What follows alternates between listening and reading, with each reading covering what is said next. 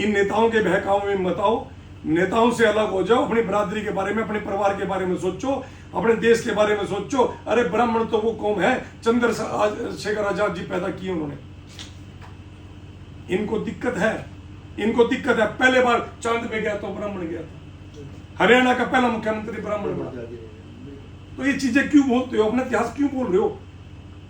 और किसी से डरने और दबने की जरूरत नहीं है, कहीं भी डरने और दबने की जरूरत नहीं है। आपका भाई सक्षम इतना है कि कुछ कर नहीं सके, आपके साथ कंधे से कंधा बना के खड़ा होगा। ये तो कहते 2000 को तरले जाते हैं हम। कौन? बिजली वाले। ये तो देखो अहंकार ना, अहंकार। अभय सिंह भी कहा करता था, है कोई हमें हटा देगा, है करता था ना, कहां गया? खुद की सीट हार गया। और उससे बड़ा विभीषण कौन होगा? आप मेरे को बताओ। क्या देवीलाल जी हमारे जो सबके जननायक हैं, उनका बेटा कौन है? रणजीत चौटाला जी। एक तरफ तो कहते हैं जी मैं देवीलाल जी का सम्मान करता हूं, उसके पुत्र को रोवा रहा है। अरे शर्म कर।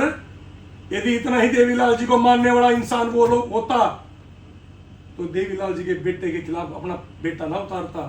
वो देवीलाल जी का अपमान करने वाले लोग हैं, उसके सिर्फ उनका नाम लेकर राजनीतिक रोटियां सेकने वाले लोग हैं। ये सोचने की बात है। कौन है असली वारिस देवीलाल जी आज की डेट में? उनका बेटा नहीं है, उनका बेटा। आप बता दो। रणजीत चौटाला जी उन्हीं के बेटे हैं। हराने वाला कौन था उनको? अपने लोग। अभय सिंह का लड़का। और ये बात करेगा मैं कि मैं देवीलाल जी का सम्मान दिवस मनाऊं। अरे किस मुंह से मना लेते हो तुम सम्मान दिवस? उसके बेटे के साथ तो तुम इतना बुरा कर रहे हो। उस बेटे के तो उसके जाके तुम हरवा रहे हो।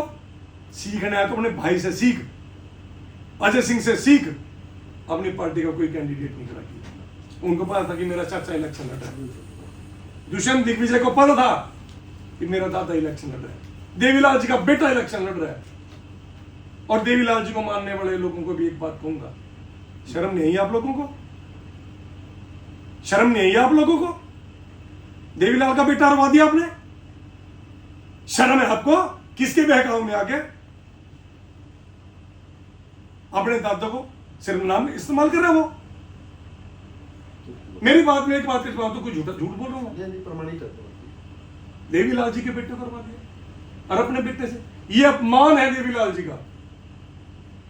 यदि देवीलाल जी की नीतियों पर चलने वाला आदमी होता, देवीलाल जी तो देश के प्रधानमंत्री बनते। नैतिकता के आधार पर उन्होंने दूसरों को मौका दिया।